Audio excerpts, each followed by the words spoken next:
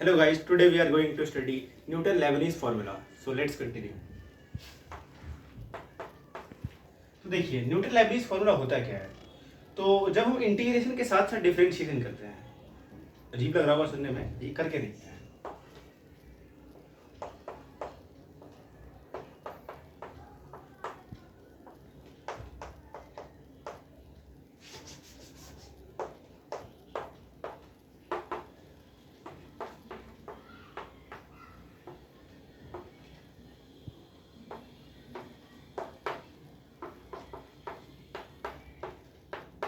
हाँ, तो ये हमारा न्यूटन-लेबनिज़ फॉर्मूला है। तो ये वर्क कैसे करता है, जब हम इंटीग्रेशन करते हैं एफ टी डी टी का, integration of F T d T का जब हम डिफरेंशिएशन करते हैं, किसके रिस्पेक्ट में, एच के रिस्पेक्ट में, D by D H of integral of F T d t from H one two H two. कुछ नहीं करना होता हमें एच टू अपर लिमिट को पुट कर देना होता है एफ एक्स के अंदर और उसका डिफरेंशिएशन माइनस लोअर लिमिट उसका डिफरेंशिएशन। सिंपल सा फॉर्मूला है, आपको देखते के साथ ही याद हो गया होगा, कुछ में खास है नहीं। क्वेश्चन करते हैं, क्वेश्चन से अच्छे से पता लगेगा कि हाँ। तो हमारे सामने जो ये क्वेश्चन है, ये जेई का पीवाईक्यू है, जेई मेंस का। आइए इसको ट्राई करते हैं। क्वेश्चन है limit x tending to zero integral of cos square t d t from zero to x square cos square t d t divided by x sine x. अगर आप यहाँ पे ध्यान से ऑब्जर्व करेंगे तो जब हम x equal to zero put करेंगे इस इक्वेशन के अंदर, या फिर मतलब इस इक्वेशन के अंदर, तो ये हमारे पास जीरो बाई जीरो फॉर्म दिख रही है। और जीरो बाई जीरो फॉर्म में जैसे कि आप जानते हैं, हमने पढ़ा होगा एल एच रूल, लॉपिटल।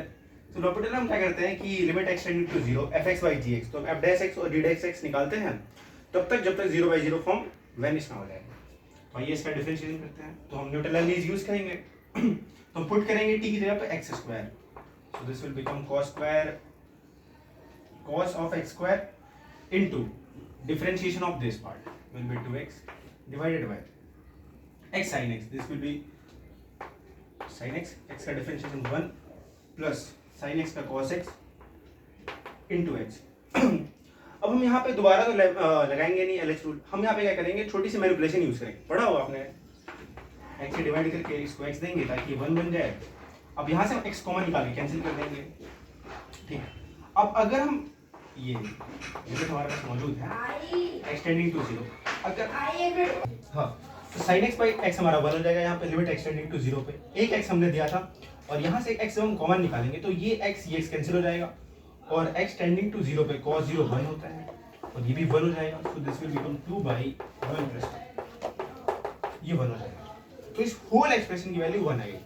देखा, हमने इंटीग्रेशन के अंदर डिफरेंशिएशन करके जीरो बाई जीरो फॉर्म को कैटर करते हुए इस लिमिट की वैल्यू निकालनी, और ये पीवाईक्यू था। तो कर लिया आपने, अच्छा हुआ, आपको अच्छा लगा हुआ करके। आइए अगला क्वेश्चन देखते हैं। आइए ये देखिए क्वेश्चन है ब्लैक बुक का। एफ एक्स हमें दे रखा है ई पावर जी एक्स, और जी एक्स दे रखा है integral of t upon 1 plus t power 4 from 2 to x. तो पूछा है एफ डैश 2 की वैल्यू क्या होगी। अब इसे कैसे अप्रोच करेंगे, तो हम पहले कुछ नहीं करते हैं, जैसे हमने देखा कि f x is equal to ये है और एफ डैश एक्स पूछा है, तो हम इसको डिफरेंशिएट करते हैं। तो अगर हम एफ डैश एक्स निकालेंगे तो वो होगा ई पावर जी x into g dash x, ठीक है। ये हमारा एफ डैश एक्स हो गया। अब यहाँ पे हम ई पावर जी एक्स तो हम संभाल लेंगे, हमें चाहिए जी डैश एक्स। तो अगर हम जी डैश एक्स निकालने की ओर आगे बढ़ेंगे तो जी डैश एक्स हमारा हो जाएगा। अब यहाँ पे लगेगा न्यूटन-लेबनिज़, कुछ नहीं, एक्स को पुट करेंगे